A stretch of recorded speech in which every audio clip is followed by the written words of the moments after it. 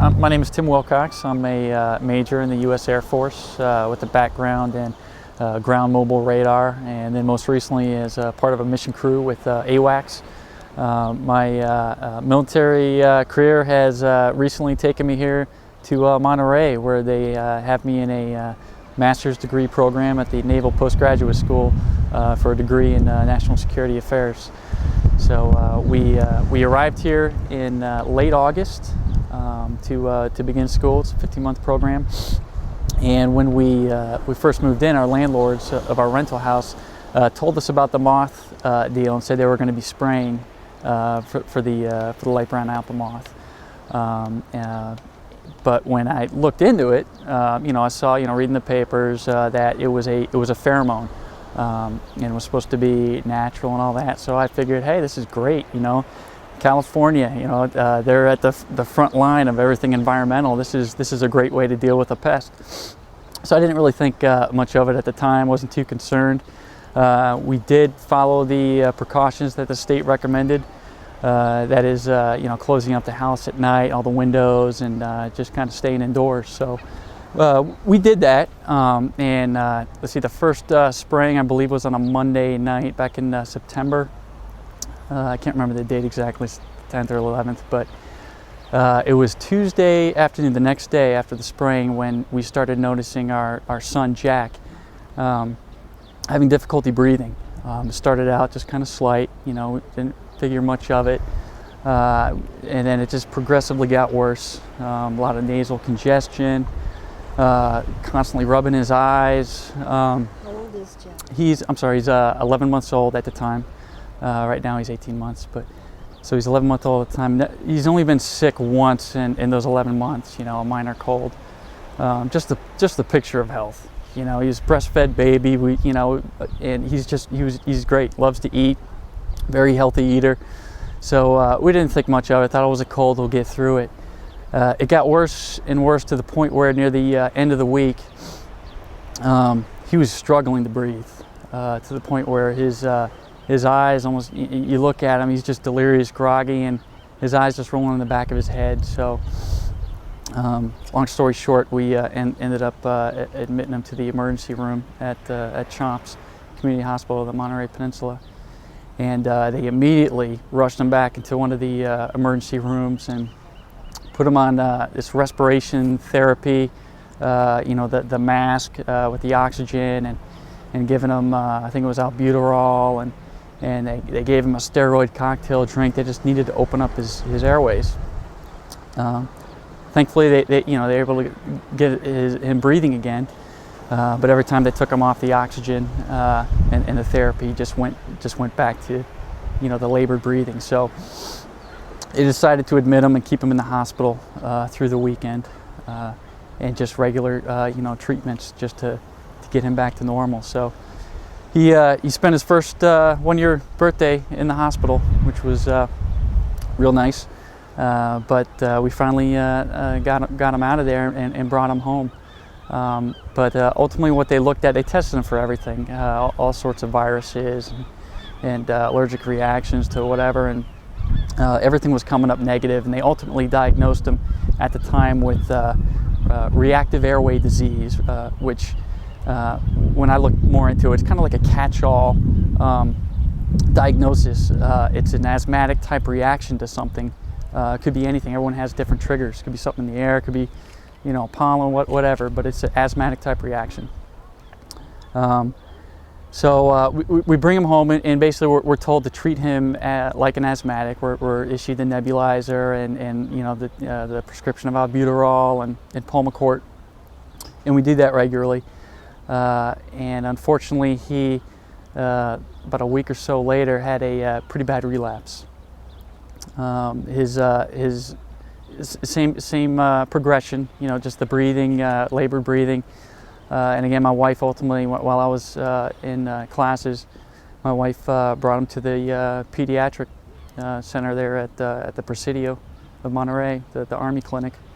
And they immediately called the ambulance and brought him back to CHOMPS. And I wasn't there at the time, but my wife said it was like a scene out of like the show ER. It was It was chaos in the room. It was crowded with doctors, and they're just trying to get him to breathe, and he really couldn't breathe. And they were about to incubate him and put the, I think the air tube or whatever, so he could breathe. But right before they did that, he finally just let out a big cry, and everyone apparently cheered. And it was that scary, apparently. The doctors there decided to send him to a different hospital that specialized in pediatrics. So he was transferred to the Lucille Packard wing of El Camino Hospital, about an hour north or so from here. And same deal, just he was in there a couple days, treatment, saw a number of different doctors, and that was that before he was finally discharged. But after the first reaction, I started to suspect there may have been a connection, to the pheromone spray, because it was too coincidental. Just the very next day, he started getting sick. So I tried to look into where I could voice my concern or tell my story, and kind of got frustrated because I really couldn't find anywhere that where I could report it to the state or any kind of reporting mechanism. It really wasn't there. I came across a California EPA site which said you could had a function where you could submit complaints, adverse health reactions to whatever, and I did that and was told that someone would get back to me. The automated email response said, "You've been assigned a case number, and someone will respond. We'll tell you how the case is resolved, or what the progress is." No one ever got back to me on that to this day. Kept searching. I came across a Craigslist posting, I think by Mike Lindbergh, asking for people to submit reactions. So I did, and God bless him. He knew exactly who to get the story out to. So I told him my story, and he pushed that story to the people that need to hear it. After his relapse, and when we got him back from El Camino, we decided we weren't even going to take a chance anymore, and they had another spray that they conducted, and our plan now, our standing plan, is to just ship my wife and my kid up north. And fortunately for me, in the military, I have access to Travis Air Force Base. I can get reasonably cheap lodging there for my family. So that's our plan, is to keep them up there at billeting on base. So I sent them up there twice. It's near Napa Valley, up in there. It's about a 3-hour drive.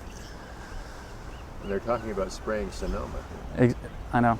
So hopefully they're separated by enough time where we can keep them free from it. But our goal is just to minimize the risk as much as possible. To completely minimize the risk 100%, yeah, she'd have to move out for a long time, but we just can't afford to do that. So we're going to minimize as much as possible direct contact while it's still floating in the air or whatever.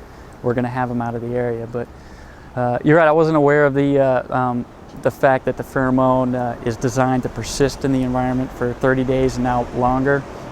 And that's what made me think, when he had his relapse, that was now 2-3 weeks after the initial spray.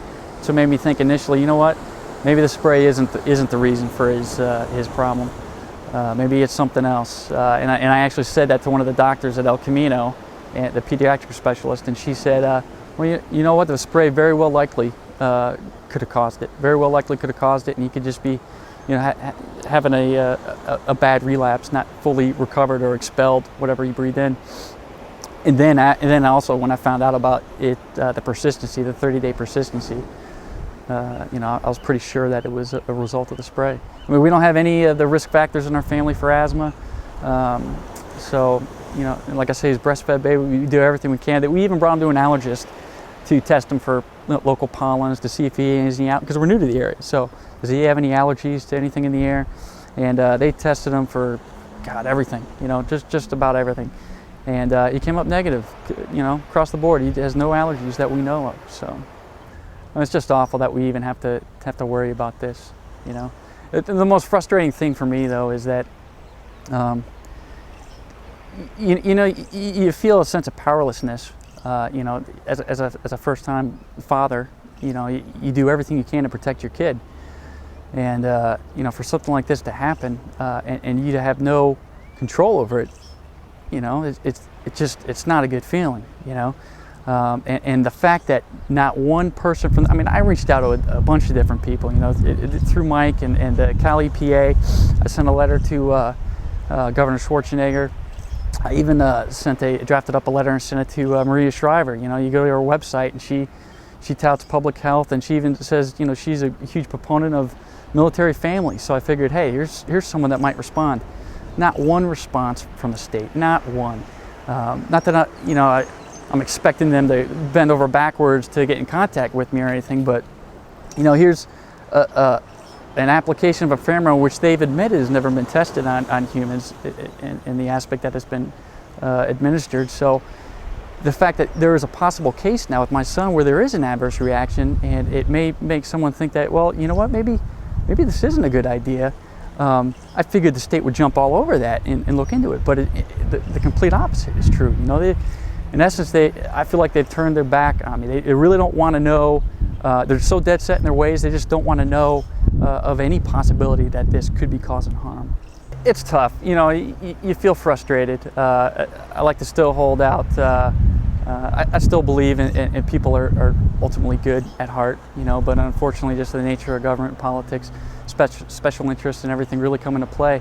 I just wish common sense would prevail. To draw a military parallel, you know, if you look at a common military problem of, let's say, insurgency in a town, some might argue, you know what, the best way to get rid of an insurgency in a town is just to carpet bomb them, get rid of it. We don't do that because we go out of our way to minimize collateral damage. Collateral damage, you know, impacting the innocent is just unacceptable, and we try to avoid that to you know, as much as we can. So instead, we use precise type weapons. Precision weapons or special forces to precisely target who we need to target. You draw that parallel to here. I mean, the pheromone spray. It's a blunt weapon. You know, it's a weapon that that is shown not to distinguish between the moth or people. Look at how many people were affected. So this is a weapon that's causing severe collateral damage. They need to reconsider. You know, are you kidding me? You know, what's going on? Who's making the decisions up there? It's frustrating that, you know, it's opened my eyes because I never thought something like this could happen in this country. And just the fact that we're doing this to ourselves and we can't stop it. It seems like we can't stop it. It's just very frustrating. You know, it's the equivalent of the military carpet bombing a town in the Middle East to get rid of insurgency. You know, as opposed to resorting to precise or precision type weapons or special forces to target who you actually want to target. It's just carpet bombing, which doesn't distinguish between the innocent or the guilty. You know, it bothers me when you read statements that some of these chemicals cause asthma. They lead to long-term permanent asthma, and that's what really bothers me, because that's what I'm afraid. You know, our family has inherited now. I'm afraid my poor son Jack, you know, is now going to be an asthmatic for the rest of his life, and that's just not right. This whole experience kind of opened up my eyes, so it kind of drove me to go to my first time attendance of a city council meeting. Never been to one ever. So I went to the one in Monterey. I think it was the first one just after the first spraying, and I spoke and told my story. But there was another story that same evening that really kind of raised the hair in the back of my neck, and I wish I could remember this lady's name, but she stood up and spoke about how she didn't know the spraying was going to happen. And she lives somewhere on the peninsula, and she raises rabbits. So she had all the rabbits outside during the spray. The next day, the majority of the litter of rabbits were all dead. The reason that concerned me is that, you know, it's a common factor that the military has looked at, and other government agencies have looked at using rabbits as sentinels, if you will, as early warning signs for chemical warfare. You know, especially anthrax. Because they're a version of the canary in the coal mine. So when I heard this, that most of our rabbits died after being exposed to the spray, you know, I couldn't believe what we were doing to ourselves.